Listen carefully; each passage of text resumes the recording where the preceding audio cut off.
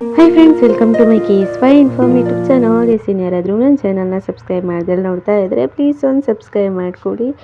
ಏಡಿ ಅಂದರೆ ಕ್ರ್ಯಾಬ್, ಅದು ಯಾರಿಗೆಲ್ಲ ಇಷ್ಟ ಅವರೆಲ್ಲ ಈ ಥರ ಒಂದು ರೆಸಿಪಿನ ಟ್ರೈ ಮಾಡಿ. ಇದನ್ನು ಮೊದಲಿಗೆ ಏಡಿನ ಕ್ಲೀನ್ ಮಾಡಿ ಇಟ್ಕೊಂಡು ಮಸಾಲೆಗೆ ಒಂದು ಕಡಾಯಿನಲ್ಲಿ ಸ್ವಲ್ಪ ಎಣ್ಣೆ, 1 ಟೀ ಸ್ಪೂನ್ ಆಗುವಷ್ಟು ಜೀರಿಗೆ, 1 ಟೀ ಸ್ಪೂನ್ ಆಗುವಷ್ಟು ಧನಿಯಕಾಳು, ಹಾಗೆ ಒಂದು ಅರ್ಧ ಟೀ ಸ್ಪೂನ್ ಆಗುವಷ್ಟು ಮೆಂತೆ, ಹಾಗೆ ಒಂದು ಅರ್ಧ ಟೀ ಸ್ಪೂನ್ ಆಗುವಷ್ಟು ಪೆಪ್ಪರ್.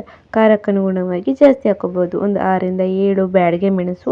ಇದನ್ನು ಫ್ರೈ ಮಾಡಿ ಮಿಕ್ಸಿ ಜಾರ್ಗೆ ಹಾಕ್ಕೊಳ್ಳಿ. ಮತ್ತು ಅದೇ ಎಣ್ಣೆಯಲ್ಲಿ ಒಂದು 4ರಿಂದ 5 ಎಸ್ಲು ಬೆಳ್ಳುಳ್ಳಿ, 1 ಗಡ್ಡೆ ಈರುಳ್ಳಿ, ಸಣ್ಣದಾದರೆ 1, ದೊಡ್ಡದಾದರೆ ಅರ್ಧ ಸಾಕು.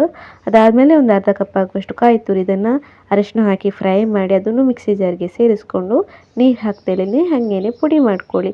ಅದಾದಮೇಲೆ ಇವಾಗ ಮಣ್ಣಿನ ಪಾತ್ರೆಯಲ್ಲಿ ಮಾಡಿದರೆ ಚೆನ್ನಾಗಿರುತ್ತೆ. ಹಾಗಾಗಿ ಮಣ್ಣಿನ ಪಾತ್ರೆಯಲ್ಲಿ ಸ್ವಲ್ಪ ಎಣ್ಣೆ ಹಾಕ್ಕೊಂಡು ಸ್ವಲ್ಪ ಕರಿಬೇವು ಸೊಪ್ಪು, ಉದ್ದುದ್ದಕ್ಕೆ ಹೆಚ್ಚಿರುವಂತಹ ಈರುಳ್ಳಿ ಜಾಸ್ತಿ ಹಾಕ್ಕೊಳ್ಳಿ. ಇದನ್ನು ಫ್ರೈ ಮಾಡಿಬಿಟ್ಟು ಇದಕ್ಕೆ ನಾವು ಆವಾಗಲೇ ಪುಡಿ ಮಾಡಿಟ್ಕೊಂಡಿರುವಂತಹ ಮಸಾಲಾನ ಹಾಕ್ಕೊಂಡು, ಅದಾದಮೇಲೆ ಕ್ಲೀನ್ ಮಾಡಿರುವಂತಹ ಏಡಿನ ಹಾಕ್ಬಿಟ್ಟು ಇದಕ್ಕೆ ನಾವು ರುಚಿಗೆ ಬೇಕಾದಷ್ಟು ಉಪ್ಪು ಹಾಗೆ ಹುಣಸೆ ಹಣ್ಣಿನ ರಸನ ನಾವು ಇದಕ್ಕೆ ಹಾಕ್ಕೊಬೇಕು. ಒಂದು 3 ಸ್ಪೂನ್ ಆಗುವಷ್ಟು ಹುಣಸೆ ಹಣ್ಣಿನ ರಸನ ಸೇರಿಸ್ಕೊಳ್ಳಿ.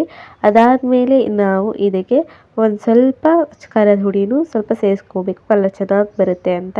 ಅದಾದಮೇಲೆ ಒಂದು ಅರ್ಧ ಲೋಟ ನೀರು ಹಾಕಿ ಕರಿಬೇವು ಸೊಪ್ಪು, ಕೊತ್ತಂಬರಿ ಸೊಪ್ಪು ಹಾಕಿ ಬೇಯೋದಕ್ಕೆ ಬಿಡಬೇಕು. ಡ್ರೈ ಆಗೋ ತನಕ ಬೆಂದ್ಬಿಟ್ಟು ಒಂದು 10ರಿಂದ 15 ನಿಮಿಷ ಬೇಕಾಗುತ್ತೆ. ಅಷ್ಟೇ, ರೆಡಿ ಆಗುತ್ತೆ ಕ್ರ್ಯಾಬ್ ಸುಕ್ಕ.